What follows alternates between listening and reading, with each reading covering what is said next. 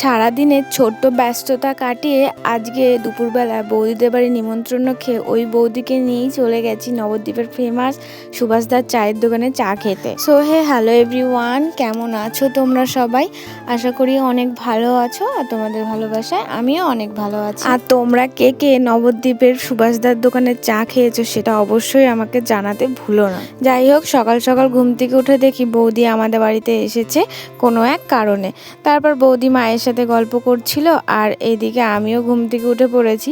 তারপর বাবা বাড়ি এসেছে, বাবা বাড়ি এসে আমাকে বলল জালগুলো ছাড়াবো, চল ধরবো দুজনা মিলে। তাই বাবার হাতে হাতে জালগুলো ছাড়িয়ে দিচ্ছিলাম। সত্যি কথা বলতে, বাবার কোনো কাজে যদি আমাকে প্রয়োজন পড়ে আর সেই কাজে যদি আমি নিজেকে জড়িত করতে পারি, বাবার কাজটা করে দিতে পারি, সেই কাজটা করার প্রতি যে আনন্দটা হয় না, সেই আনন্দটা নিজের সংসারের অনেক কাজ করার প্রতিও সেই আনন্দটা হয় না। বাবার কাজে হেল্প করে দিতে পারলে এতটা পরিমাণে আনন্দ হয়। আর আমি না বাবাকে সবসময় ছোটোবেলা থেকেই বলতাম যে বাবা, আমি তোমার মেয়ে না হয়ে ছেলে হলে ভালো হতো। এই যে তোমার হাতে হাতে আমি জাল টাল ছাড়িয়ে দিচ্ছি, আজকে যদি ছেলে হতাম তাহলে তো তোমার সাথে বিলেও যেতে পারতাম, অনেকটা কাজ হেল্প হতো, এরকম বলতাম সব সময়। তাও মাঝে মাঝে যখন আমি সুযোগ পাই না বাবার কাছে চলে যাই, বাবার কাজটা অনেকটা হেল্প করার জন্য। বিয়ের আগেও অনেকবার গেছি, এখন বিয়ের পর আর আসাও হয় না, অত যাওয়া হয় না। আসি ঠিকই, কিন্তু আর যাওয়া হয় না। ওই দুদিনের জন্য বেড়াতে এসে আর কোথাও যেতে ইচ্ছা করে না, এই যার বাবাও কোথাও আমাকে নিয়ে যেতে চায় না এখন। যাই হোক, আজকে বাবার সাথে জালটা ছাড়িয়ে দিতে পেরে আমার খুব আনন্দ হয়েছে আর খুব ভালো লেগেছে। তারপর এখানে জাল ছাড়ানোর যত নোংরাগুলো ছিল সেগুলো ঝাড় দিয়ে এক জায়গায় জড়ো করে ফেললাম, না হলে এগুলো সব এখন যদি বৃষ্টি আসে সব লেগে যাবে। আর আমাদের উঠোন এমনিতেই ভালো না, খুব প্যাচ প্যাচে কাদা হয়। সেই কারণে আমি আরও চেষ্টা করলাম এগুলো ভালো করে ঝাড় দিয়ে পরিষ্কার করে নেওয়ার।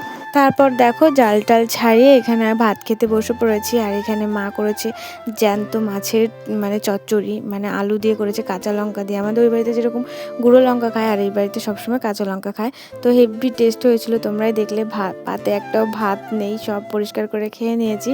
তারপর খাওয়া দাওয়া করার পর দুপুরবেলা একবারে আমি আর ননা মিলে চলে যাচ্ছি নিমন্ত্রণ খেতে। এই যে প্রথমেই বললাম না নিমন্ত্রণ আছে, সেই নিমন্ত্রণটাই খেতে আসছি। আর আস্তে আস্তে এই লজ্জাপতি গাছগুলো পড়ে, তো ননা এখানে সব গাছগুলোর মধ্যে লজ্জা দিচ্ছিল, আর এগুলো আমারও প্রচণ্ড ভালো লাগে। চলো এবার যাওয়া যাক বৌদিদের বাড়িতে। ও তো যেতেই চাইছে না এখান থেকে, এটা লজ্জা দিচ্ছে ওটা লজ্জা দিচ্ছে। তারপরে এই যে এখন ও দৌড়িয়ে দৌড়িয়ে যাচ্ছে, আর আমাকে কি বলতে বলতে যাচ্ছে তোমরা শুনবে। বলছে কি, মনি আমি একবার এরকম করে দৌড়োতে দৌড়োতে পেয়ারা নিয়ে ধপাস করে পড়ে গেছিলাম না এই জায়গাটা। আমি হাসতে হাসতে বলছি হ্যাঁ ঠিক বলেছিস। তারপর এদিকে বৌদিদের বাড়ি এসেছি, দেখি বৌদি ভাত বাড়ছে আমাদের জন্য, তাই আমরা খেতে বসে পড়েছি। আর বৌদি কত কিছু রান্না করেছে চলো তোমাদেরকে একটু শেয়ার করি। আরও কিছু আছে সেটা আমি আর শেয়ার করতে পারিনি, খেতে বসে পড়ে গেছিলাম, খাওয়া হয়ে গেছিলো এই কারণে। তারপরে এখানে এই পুচকো দুটোও খেতে বসে পড়েছে। আর এই যে দেখো বৌদি এখানে করেছে মাছের তেল চচ্চড়ি, বেগুন ভাজা আর শাক, আর তার সাথে মাছের ঝোল তো আছেই। ওটা এগুলো দিয়ে খাওয়া হয়ে গেলে তারপর দেবে, সেই কারণে ওটা এখন দেয়নি আর দেখাতেও পারিনি, কারণ আমি এইটুকুই তোমাদের সাথে শেয়ার করতে পারছি, এরপর আর পারবো না। আবার তাড়াতাড়ি করে খাওয়া দাওয়া করেই বেরিয়ে পড়তে হবে নবদ্বীপ যাওয়ার উদ্দেশ্যে। ওই বললাম সুভাষদার চায়ের দোকানে যাবো আজকে, আর যাবো যখন বলেছি যাবোই, কারণ আমি এর আগে কখনো যাইনি, আর কীরকম খেতে চা সেটাও আমি জানি না, আজকে গিয়েই দেখবো, সেই কারণে ওখানে যাব। আর এই যে রেডি হয়ে গেছি, আমাকে কিরম পিঙ্কি পিঙ্কি লাগছে না, যাই হোক দেখো কেমন লাগছে অবশ্যই বলো। হেয়ার স্টাইলটা একটা পিসিকে দিয়ে করিয়েছি, সেই পিসিটাই করিয়ে দিয়েছে এত সুন্দর হেয়ার স্টাইলটা। প্রথমে আমার ভালো লাগছিল না, কিন্তু এখন আমার বেশ ভালো লাগছে হেয়ার স্টাইলটা। আর এই যে বৌদিদের বাড়িতে আরও দুটো বৌদি বসেছিল, ওদেরকে টাটা করে বেরিয়ে পড়লাম। আর একবারে পৌঁছে গেছি হিমাদপুর মোড়। তো এটা হচ্ছে হিমাদপুর মোড়, আর এখানে আমি ভিডিও করছিলাম বলে সবাই আমার দিকে তাকিয়েছিল। তো আই ডোন্ট কেয়ার কে কী করছে, কে কী ভাবছে সেটা আমার দেখা দরকার নেই, কে কী দেখছে সেটাও আমার দেখা দরকার নেই। আমি আমার মতন তোমাদের সাথে ভিডিও শেয়ার করছি।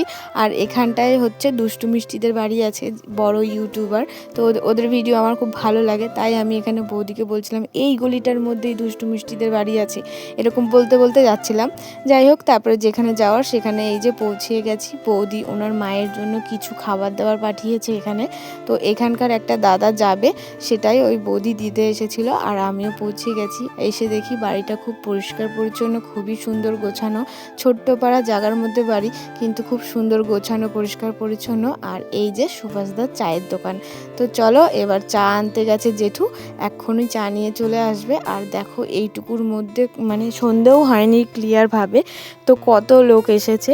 আর এমনি এমনি কি সুভাষদার চায়ের দোকান ফেমাস, তাও তো এখানে লোক রয়েছে, ওইদিকে আরও লোক আছে। তারপর এই যে দেখো ওই যে জেঠু আমাদের জন্য চা নিয়ে আসছে, মানে আমাদেরকে যে টোটো চালিয়ে নিয়ে গেছে সেই জেঠুই আমাদেরকে চা খাইয়েছে। আর এই যে চায়ের গ্লাসটাও খুব সুন্দর ডিজাইন করা, ফার্স্ট টাইম ট্রাই করব। তো চাটা খাওয়ার পর রিভিউটা দেখো, বৌদি তো খেয়ে বলছে কি বাহ হেবি সুন্দর চা, এমনভাবে বলেছে আমি ভেবেছি হয়তো ভালো হয়নি, সেই কারণে বলেছে। তারপর নিজে খেয়ে যখন টেস্ট করলাম তখন বুঝলাম যে না, চাটা খুবই টেস্টি হয়েছে।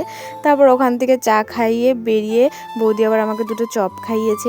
এই যে চপ দুটো, এই চপ দুটো খাওয়ার পেছনে একটা স্টোরি আছে, কারণ এই চপ দুটো অনেক দূর থেকে আমরা গেছি ওই জায়গায় চপ খেতে। তারপর চপ টপ খেয়ে বাড়ি চলে এসেছি। মা এসে দেখি ব্লাউজ করছে, মাকে খাবারের থলিটা দিয়ে আমি মার জন্য নিয়ে এসেছিলাম। তারপর এখানে ভিডিওটা শেষ করছি। কেমন হয়েছে অবশ্যই বলো, ভালো লাগলে অবশ্যই একটা লাইক, কমেন্ট, শেয়ার, সাবস্ক্রাইব করে দিও। আবার আসবো কালকে তোমাদের সামনে নতুন একটা ভিডিও নিয়ে। তো তোমরা সবাই ভালো থাকো, পুরো ভিডিওটা দেখার জন্য অসংখ্য ধন্যবাদ। টাটা, ভালো থাকো তোমরা সবাই।